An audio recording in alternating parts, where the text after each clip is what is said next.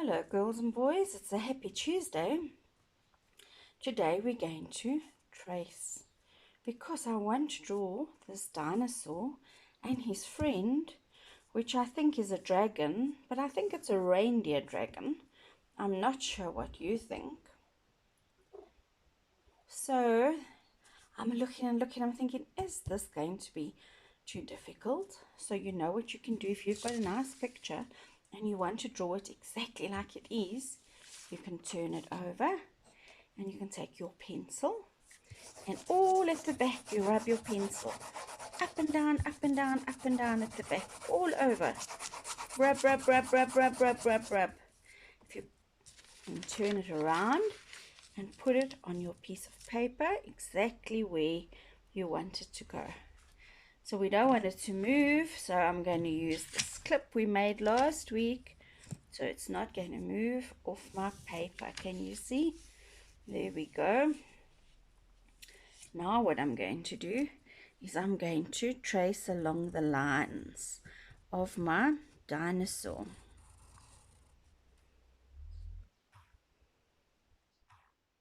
So now I've traced all along the lines.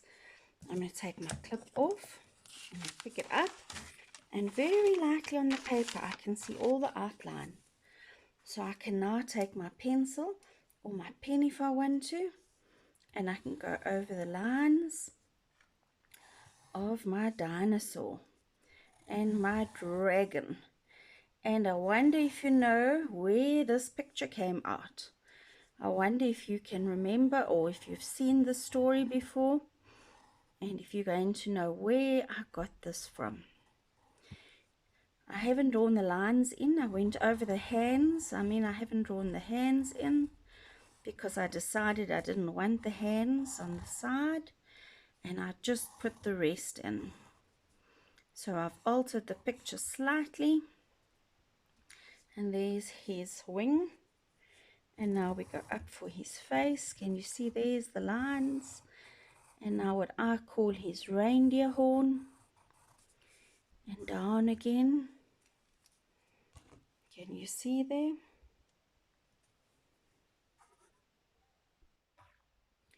So now we're finishing off all our lines. And his big eyes.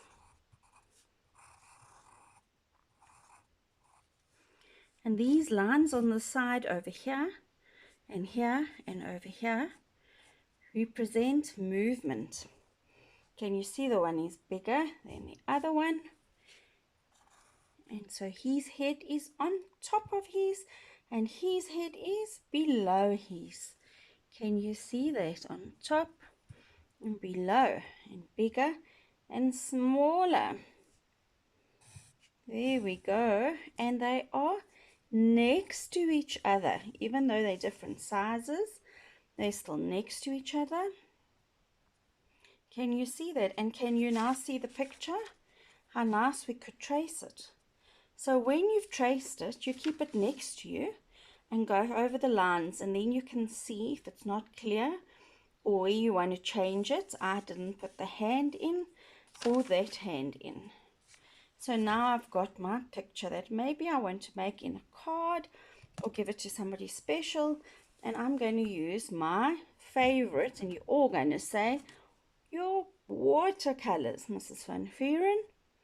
I've already sprayed them so they are wet, and I want to show you how clever where I've put my water in. This was my 2-liter milk jug. So it was empty. I cut the top off. I put a little stick on the side. I've put my water inside with my brushes, and now I've got a big container for my paint. So now I want to paint them. I think I'm going to paint it in a very loose watercolor. I want him to be this color, and this patch over here, or is this his arms, can be this color, and I want his body to be purple. Whoops, I didn't use my clips, and we specially made clips to use, didn't we? And I clean forgot them again, and I've just used them. So there we go. Can you see how lovely it is to work with watercolor? 1, 2, 3, and there it is. And let's go in his eye with a bit of blue. There we go. And I think this is a dark green, and I think I'm going to go in here with dark green for what I call his reindeer horns, and a little bit above his eye and his collar. Doesn't that look stunning? And then for our dinosaur, I think I want him bright orange. So underneath, I'm going to go bright orange. There we go. I really think this investment of my paints was worth every cent. They weren't very expensive at P&A, and I absolutely love them. And on the side here, it should be a bit darker because that's the shadow underneath. There we go. And his head, I think, will be a different color. I think I'm going to make his head pink. And why? Because I can. There we go. There he is, and his eyes are going to be the same.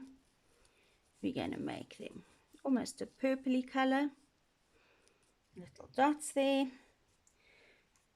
And then I'm going to go in the blue again, and I'm going to go dark. Little dots and splodges. I'm going to let the watercolor run into each other for his tiny dots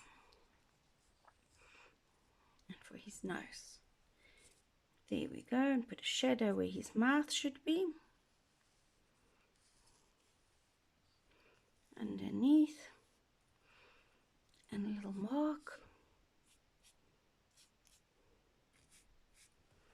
And there we have our beautiful picture that we traced from here. We put pencil at the back, put in a piece of paper, put it down so it didn't move, trace hard around the edges, and you can color it in. You can do a watercolor, whatever you want to, and make it in a card. The most important thing is enjoy it.